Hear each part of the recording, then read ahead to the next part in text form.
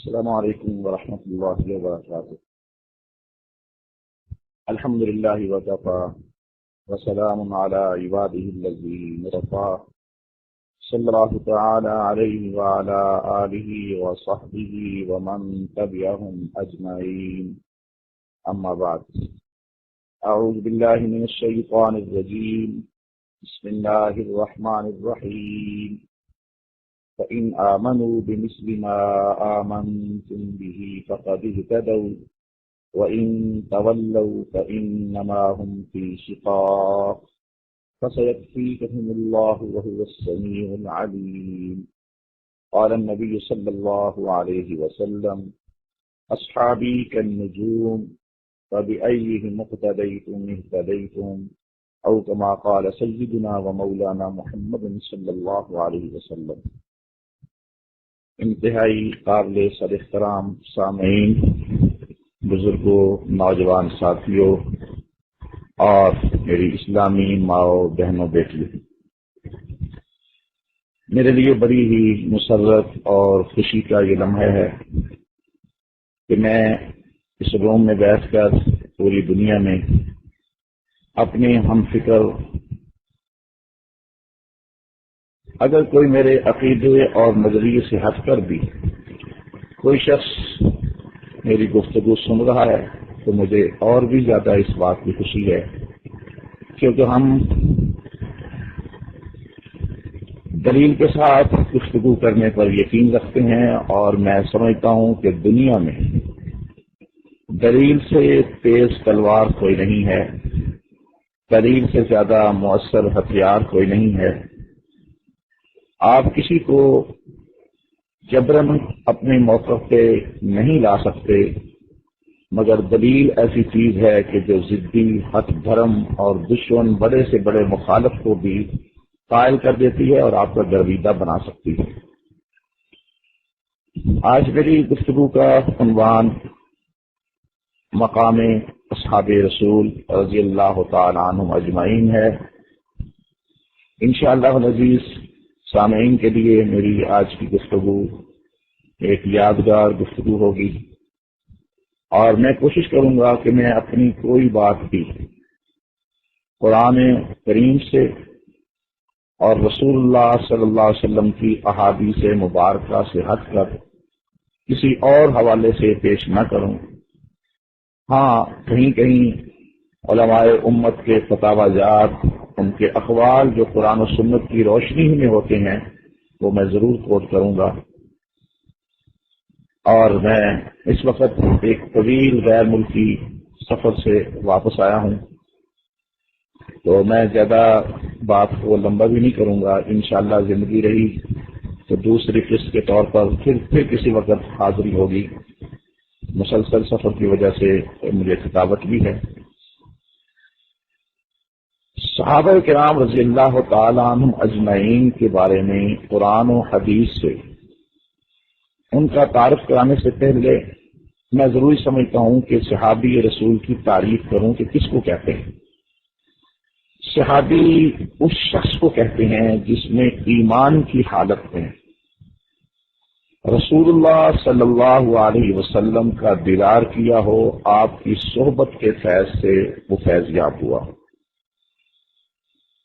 جس شخص نے ایمان کی حالت میں رسول اللہ صلی اللہ علیہ وسلم کا دیدار کیا، آپ کی صحبت میں ایک لمحہ بھی اسے میسر آ گیا، دنیا بھر کے مسلمانوں کا یہ عقیدہ ہے کہ وہ اس مرتبہ اور مقام تک پہنچ گیا کہ اب ساری دنیا کے غوث، قطب، ابدال، ولی، ذاکر، عابد، زاہد مل کر بھی اس صحابی رسول کے درجے کو نہیں پہنچ سکتے۔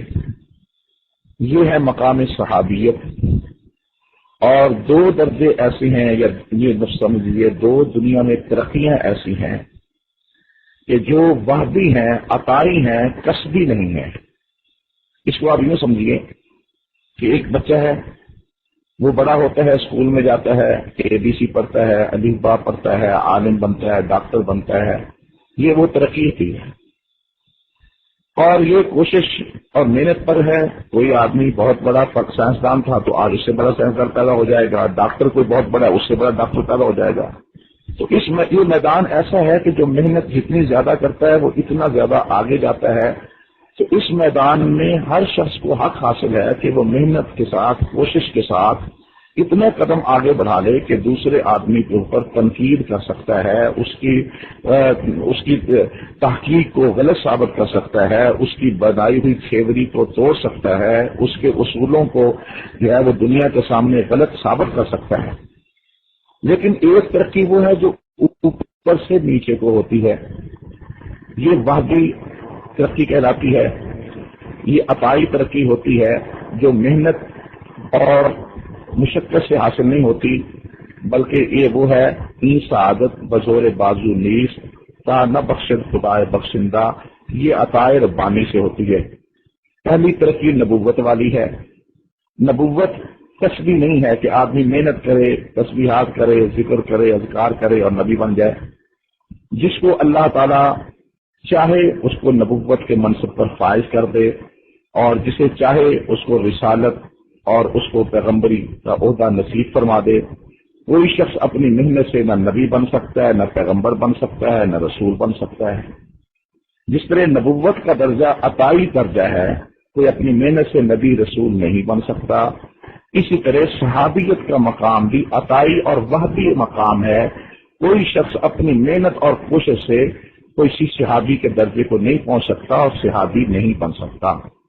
آج دنیا میں ثانی ابو حنیفہ پیدا ہو سکتا ہے، آج دنیا میں امام بخاری سے بڑا کوئی حافظ حدیث پیدا ہو سکتا ہے، آج دنیا میں کوئی بڑے سے بڑا فقیہ پیدا ہو سکتا ہے، مگر ساری دنیا مل کر چاہے کہ آج کوئی بلال کے ہم مرتبہ پیدا کر دے، کسی ماں کے اندر کوئی ماں دنیا میں اب ایسی ہے ہی نہیں ہے جو حضرت بلال یا کسی چھوٹے سے چھوٹے صحابی کے مقابلے میں کوئی بیٹا جن سکے.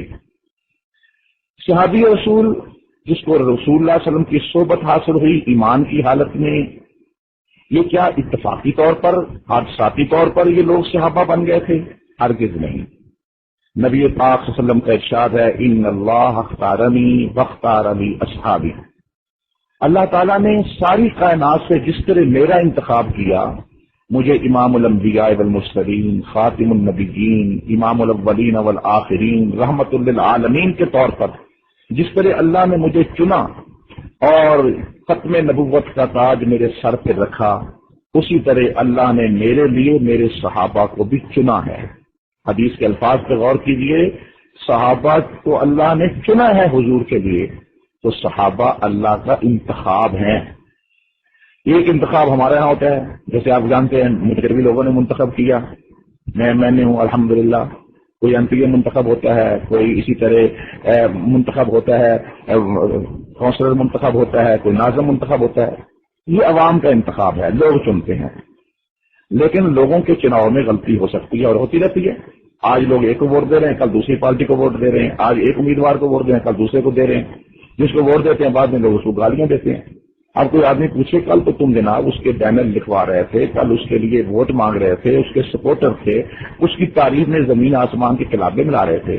آج جب وہ ممبر قومی اسمبلی یا صوبائی اسمبلی یا ناظم بن گیا ہے تو آپ اس کو گالی کو دیتے ہو. تو کہتے جی وہ بڑا زمین فروش نکلا، وہ بڑا بے ایمان نکلا، اس نے ہمارے ووٹ کو بیچ دیا. تو بھائی آپ نے ایسے آدمی کے ساتھ کیوں دیا؟ کہتے جی ہم علام الغیب نہیں تھے، ہمیں نہیں پتا تھا یہ من کا اتنا کھوٹا ہے، ہمیں نہیں پتا تھا یہ اتنا بزدل ہے. تو انسانوں کے انتخاب میں غلطی ہو سکتی ہے، لیکن کیا بحیثیت مسلمان ہمارا عقیدہ یہ ہے کہ خدا سے غلطی ہو سکتی ہے؟ ہرگز نہیں. صحابہ خدا کا انتخاب ہے، خدا سے غلطی نہیں ہو سکتی. یہی وجہ ہے کہ صحابہ کرام کے دشمنوں کو بالآخر یہ عقیدہ رکھنا پڑا کہ اللہ سے غلطی ہو جاتی ہے. پڑھیے ان کی کتاب اصول کافی مت کو، باب البدا، یہ عقیدہ بارے میں رکھتے ہیں. کیا مطلب؟ کہ اللہ کو غلطی ہو جاتی ہے، اللہ سے غلطی ہو جاتی ہے، خدا بھول جاتا ہے اور خدا کو اپنے فیصلے بدلنے پڑتے ہیں. جن کے خدا بھول جاتا ہے، جن کا عقیدہ اپنے خدا کے بارے میں ایسا ہے، وہ کچھ کہہ رہے ہیں تو ان کی بات کا کوئی اثر نہیں ہے، ان کی بات کی کوئی ویلیو نہیں ہے. جیسے وہ خدا کے بارے میں عقیدہ رکھتے ہیں، جیسا ان کا خدا ہوگا ویسے یہ ہوں گے. ہمارا خدا نہ بھولنے والا ہے، ہمارا خدا نہ پچھتانے والا ہے، ہمارے خدا کے نہ فیصلے بدلتے ہیں. لا تبدیل لکلمات اللہ، اللہ کے فیصلے نہیں بدلتے. اور جس قوم کا خدا ہی بھولنے لگ جائے پھر اس قوم کا اللہ ہی حافظ ہے. پھر اللہ بھی حافظ کیا ہے، اللہ تو خود ان کے نزدیک بول رہا ہے. تو بہرحال صحابہ کرام اللہ کا انتخاب ہیں. اللہ کون؟ عالم الغیب والشہادہ. اللہ کون؟ ساری کائنات کو پیدا کرنے والا، انسانوں کی رمزوں سے واقف، ان کی فطرت سے واقف. اس اللہ نے چن کر رسول اللہ صلی اللہ علیہ وسلم کو صحابی دیے ہیں. کس لیے؟ اسلام کی شوکت کے لیے، عظمت کے لیے. قرآن پاک فرماتا ہے والذی ارسل رسولہ بالہدی ودین الحق لیظہرہ علی الدین کلہ. اللہ نے ہدایت اور دین حق دے کر اپنے نبی کو دنیا میں اس لیے بھیجا ہے تاکہ وہ اسلام کو پوری دنیا پر غالب کر دیں. تو ہمارے نبی صلی اللہ علیہ وسلم غلبہ اسلام کے لیے آئے. تو حضور صلی اللہ علیہ وسلم کو اللہ نے جانثار اور ساتھی کس لیے دیے؟ کہ ایسے جانثار اور ساتھی دیے جو غلبہ اسلام کے اس خواب کی تعبیر پوری کر سکیں، جو غلبہ اسلام کے اس مشن کی تکمیل کر سکیں، جو دنیا میں واقعی اسلام کو غالب کر دیں. اور الحمدللہ ثم الحمدللہ، اللہ کے انتخاب پر قربان جائیے. اللہ نے جن لوگوں کو منتخب کر کے رسول اللہ کی صحبت میں کا شرف عطا کیا، پھر انہوں نے واقعتاً اپنے کردار سے، اپنی قربانیوں سے اور اپنی جد و جہد سے ثابت کر دیا کہ وہ اس قابل تھے. اور دنیا نے دیکھا کہ چند سالوں کے اندر اندر رسول اللہ صلی اللہ علیہ وسلم کو دنیا سے تشریف لے گئے. ابھی 50 سال کا عرصہ بھی نہیں گزرا تھا، 64,65,000 مربع میل پر اسلام کے جھنڈے لہرا چکے تھے اور اسلام کا 4 دانگ عالم میں علم بلند ہو چکا تھا. جس مقصد کے لیے صحابہ کا انتخاب کیا گیا تھا، الحمدللہ وہ مقصد پورا ہو رہا تھا. اور صحابہ جس مقصد کے لیے لائے گئے تھے، انہوں نے اس مقصد کو کما حقہ ادا کر دیا اور پورا کر دیا. اب آئیے قرآن کریم کے بارے میں کہ اللہ تعالیٰ نے جن کو چنا، کیا ان میں یہ اہلیت تھی؟ کیا وہ اس کے حقدار تھے؟ خود قرآن کہتا ہے، سورہ فتح ہے، پڑھیے سورہ فتح کو. فرمایا وَأَلْزَمَهُمْ كَلِمَةَ التَّقْوَى وَكَانُوا أَحَقَّ بِهَا وَأَهْلَهَا. یہ صحابہ وہ لوگ ہیں، اللہ فرماتے ہیں میں نے تقوی ان کے ساتھ لازم کر دیا ہے. میں نے تقوی ان کے ساتھ لازم کر دیا ہے. کس طرح صحابہ کے ساتھ تقوی لازم ہو گیا؟ جس طرح اللہ سورج کے ساتھ روشنی لازم کر دی ہے، اللہ نے پھول کے ساتھ خوشبو لازم کر دی ہے، آگ کے ساتھ گرمی لازم کر دی ہے، برف کے ساتھ ٹھنڈک لازم کر دی ہے. جس خدا نے آگ سے گرمی، برف سے ٹھنڈک، پھول سے خوشبو، سورج سے روشنی کو لازم کر دیا، اسی خدا نے صحابہ کے ساتھ تقوی کو لازم کر دیا. اور اللہ فرماتے ہیں وَكَانُوا أَحَقَّ بِهَا. ساری کائنات میں سے سب سے زیادہ صحابہ ہی اس بات کے حقدار تھے. حق کا معنی سب سے زیادہ حقدار. وَأَهْلَهَا، یہ سب سے زیادہ اہل تھے اس بات کے کہ تقوی ان کے ساتھ لازم کر دیا جائے. جس طرح پھول سے خوشبو جدا کوئی نہیں کر سکتا، سورج سے روشنی جدا کوئی نہیں کر سکتا، صحابہ سے تقوی جدا کوئی نہیں کر سکتا.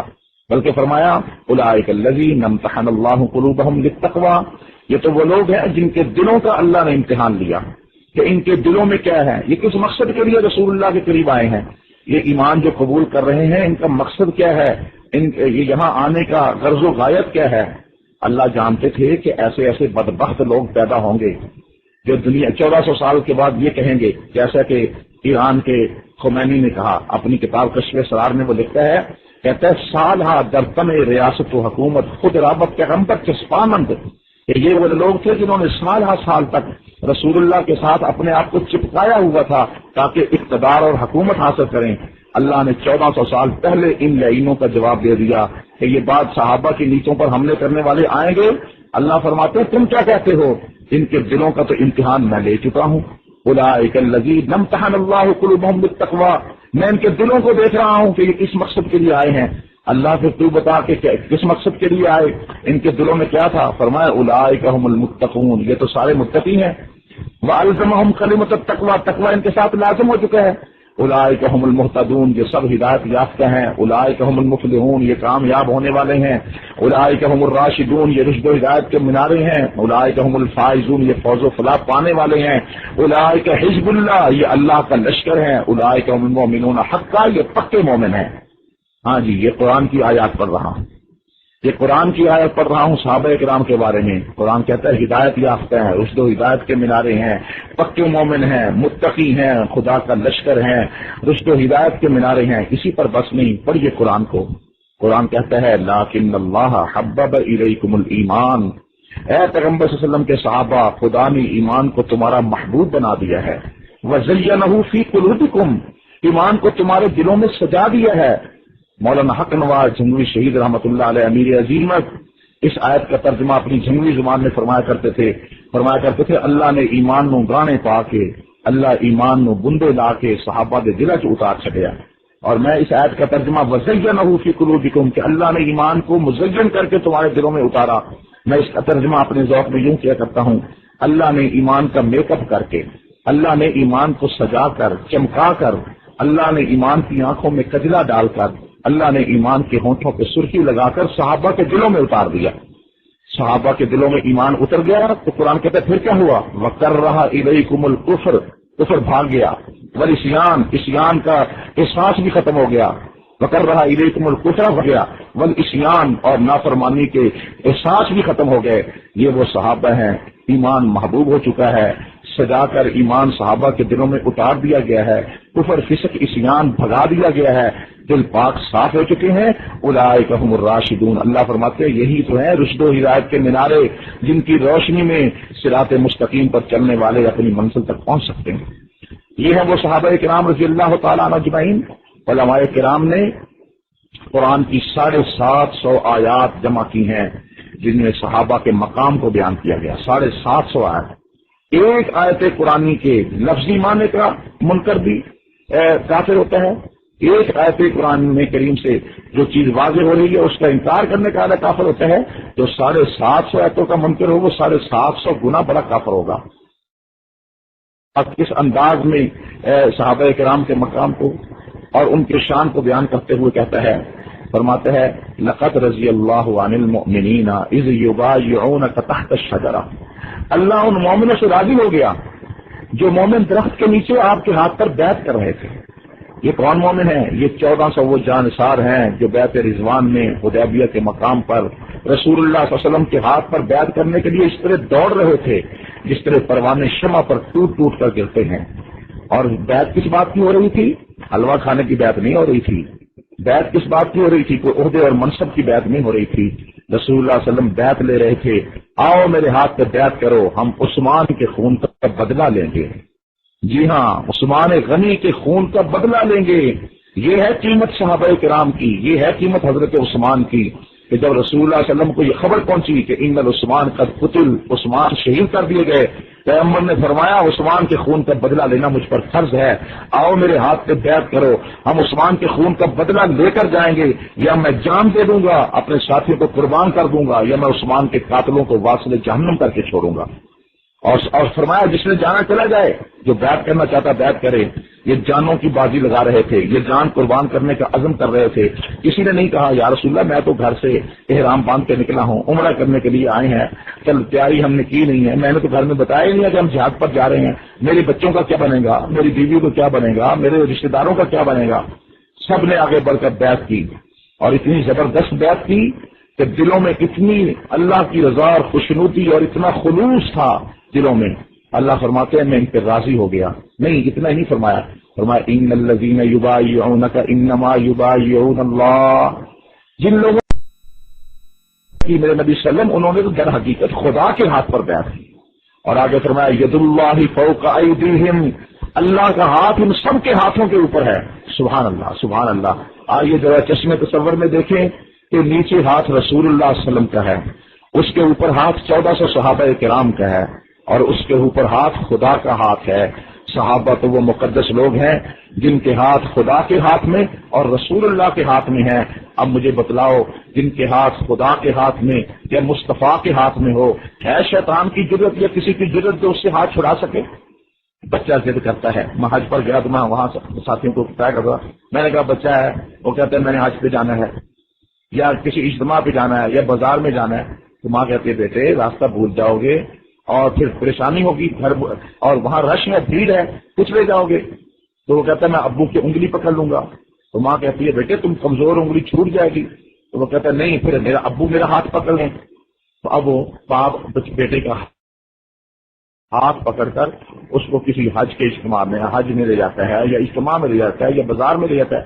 شام کو بچہ واپس آتا ہے، ماں پوچھتی ہاں بھی گئے تھے، کتنی بھیڑ تھی؟ میں بہت گیدرنگ تھی، بڑا رش تھا، بڑا اجتماع تھا۔ کہ تم راستہ نہیں بھولے، تم گم نہیں ہوئے؟ تو بچہ کہتا میں کیسے گم ہو سکتا ہوں، میرا ہاتھ تو باپ نے پکڑا ہوا تھا۔ جب باپ کے ہاتھ میں میرا ہاتھ ہے تو میں گم ہو سکتا ہوں؟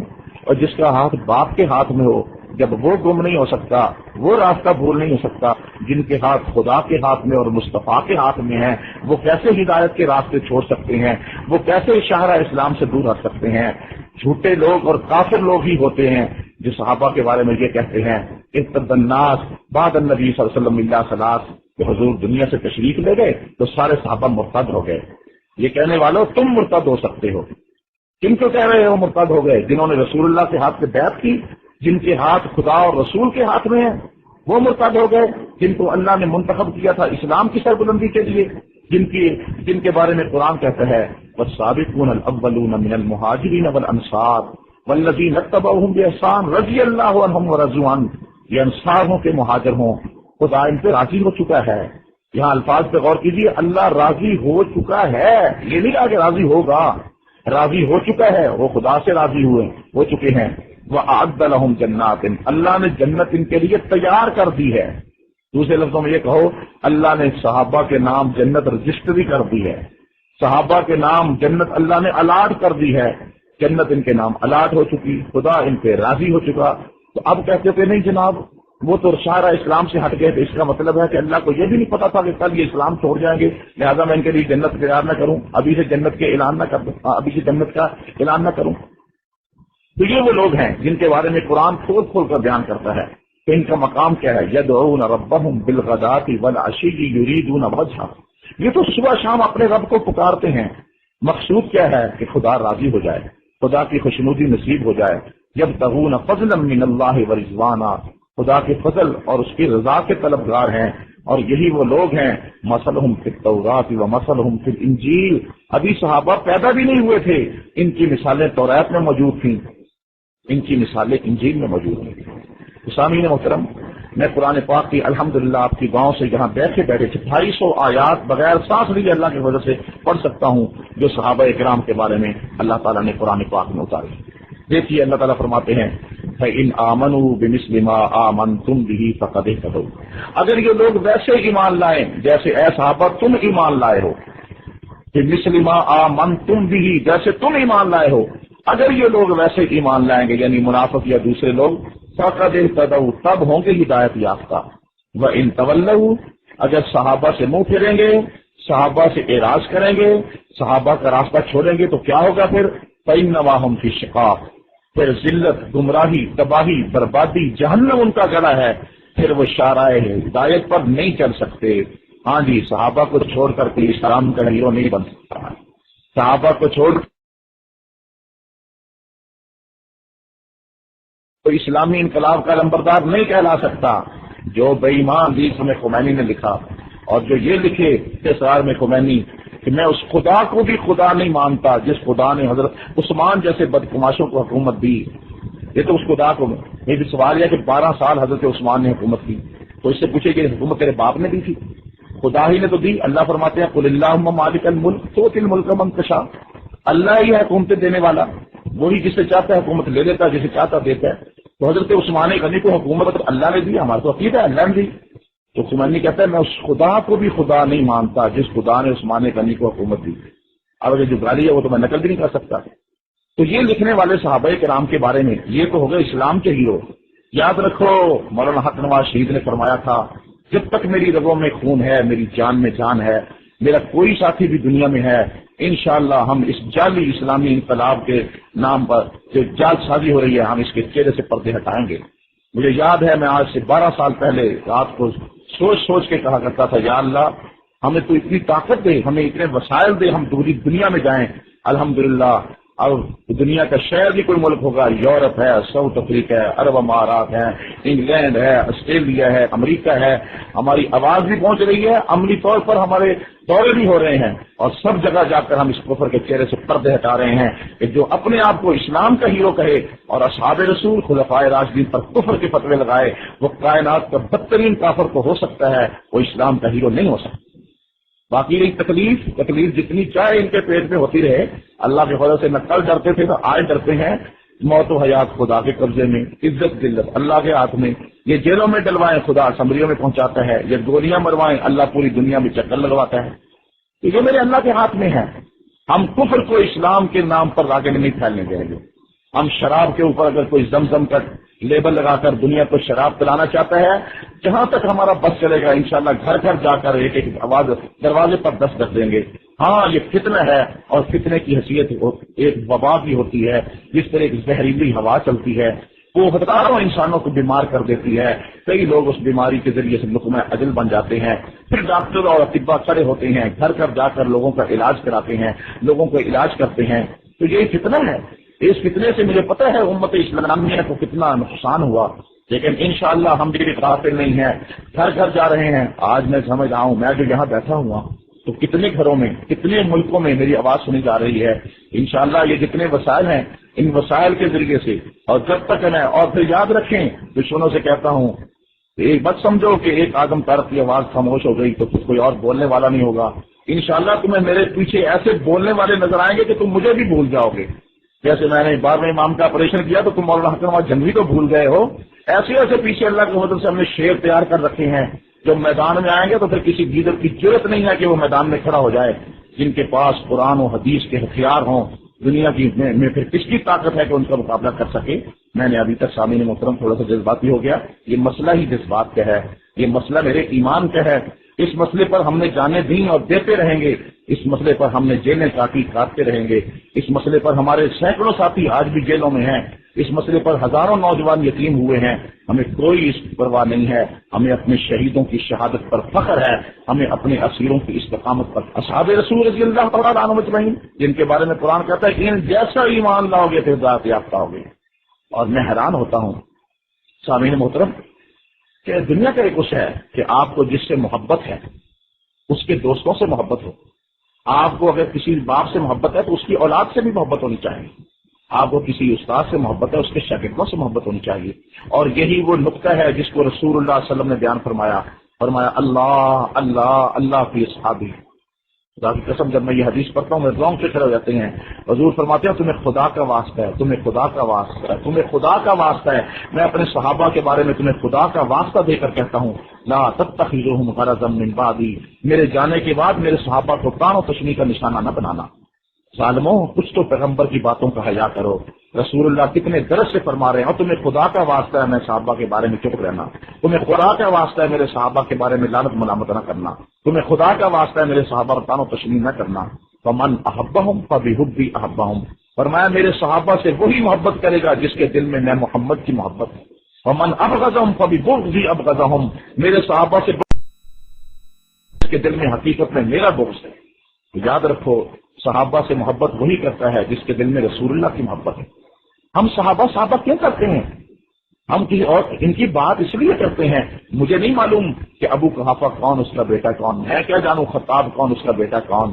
اور اگر آج عمر فاروق کے جوتے بھی میرے سر کے تاج ہیں، آج ابو بکر صدیق کے جوتوں کو لگنے والی خاک میری آنکھوں کا سرمہ ہے، آج عفان کے بیٹے اگر عثمان غنی کا نام لینا میں اپنا ایمان سمجھتا ہوں تو اس لیے کہ یہ محمد رسول اللہ صلی اللہ علیہ وسلم کے صحابہ ہیں، ان کی عظمت ہی اس لیے کہ رسول اللہ کے صحابہ ہیں۔ اور میں ان ظالموں سے کہتا ہوں ظالموں تم دن رات کے 24 گھنٹوں میں بتاؤ فرعون پر کتنی لعنتیں کرتے ہو، حمان شداد پر کتنی لعنتیں کرتے ہو، ابو لہب پر ابو جہل پر کتنی لعنتیں کرتے ہو، اور تمہیں لعنت کرنے کے لیے رسول اللہ کے صحابہ ملے، تم اس لیے لعنت کرتے ہو کہ وہ رسول اللہ کے صحابہ تھے۔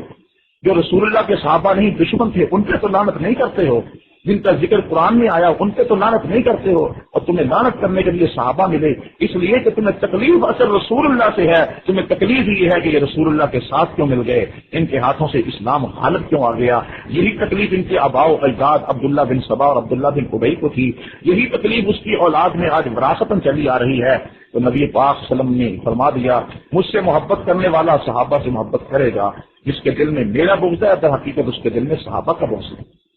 اور پھر آئیے حضرت امام مالک رحمۃ اللہ علیہ، اور یہ واقعہ بڑی بڑی کتابوں میں موجود ہے۔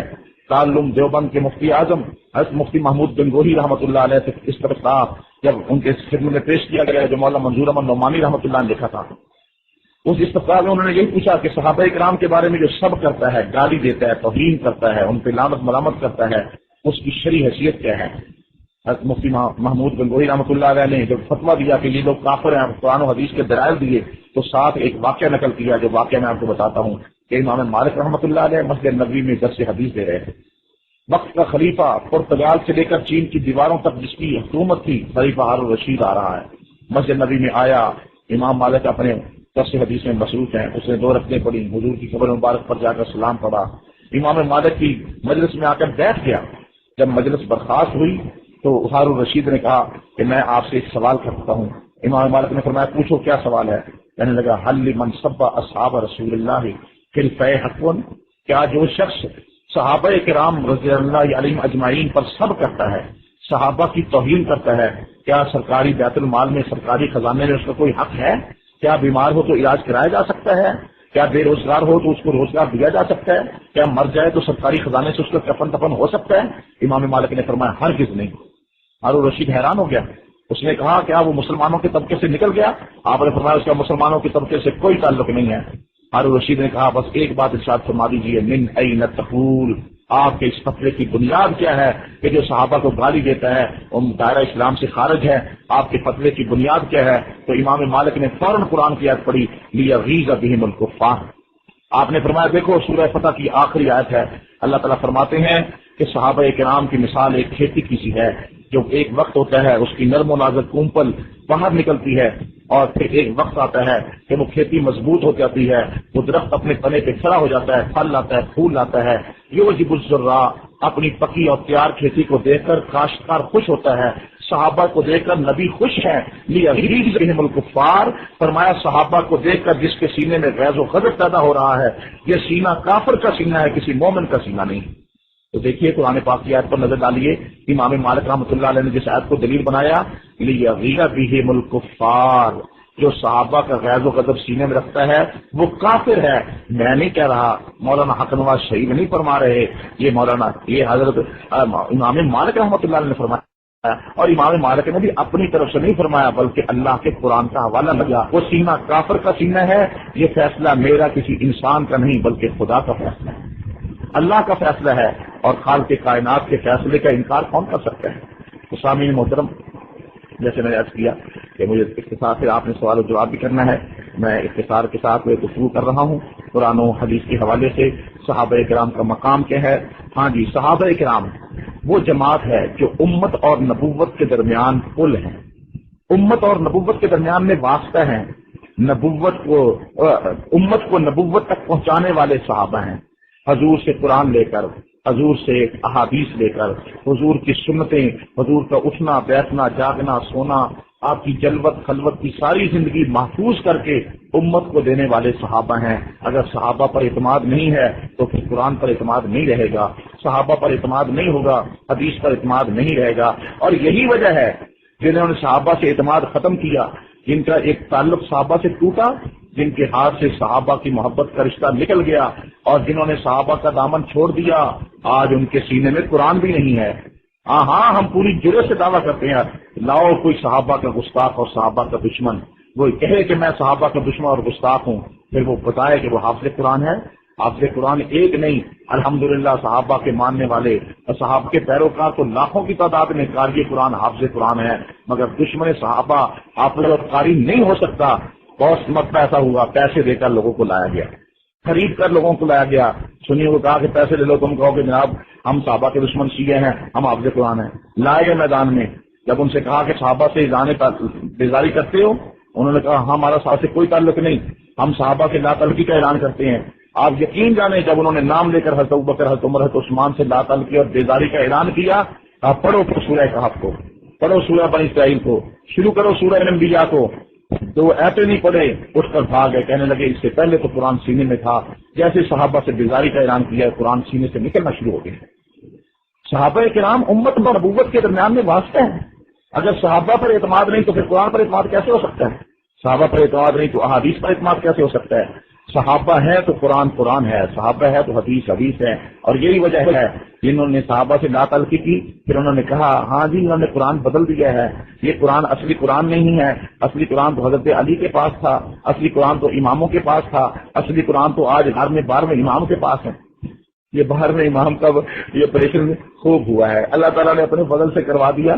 دراصل بات یہ ہے کہ میں نے جب تحقیق کی ان کی کتابوں سے تو آپ حیران ہوں گے کہ ان کی کتابوں سے عجیب بات ہے، اور ان کی کتابوں میں لکھا ہوا ہے کہ جب حضرت حسن عسکری، دیکھیں یہ جتنی شخصیات ہیں جن کو یہ 11 امام کہتے ہیں، ہمارا دعویٰ ہے یہ سارے کے سارے اہل سنت والجماعت تھے، یہ سارے کے سارے وقت کے ولی تھے، یہ سارے کے سارے اولیاء کرام تھے، یہ سارے کے سارے عظیم لوگ تھے۔ بعد میں 200 سال ان کی طرف جھوٹی باتیں منسوخ کر دی گئی ہیں، ان کے کردار کو مسخ کرنے کی کوشش کی گئی ہے۔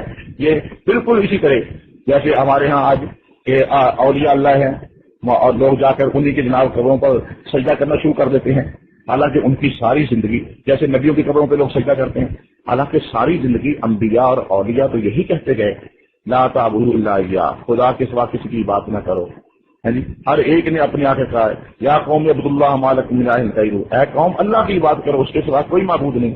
تو انبیاء اور اولیاء نے یہی دعوت دی کہ خدا کے علاوہ کسی پوجا نہ کرنا، جہاں لوگوں نے انہی کی قبروں کو سجدہ گاہ بنا دیا۔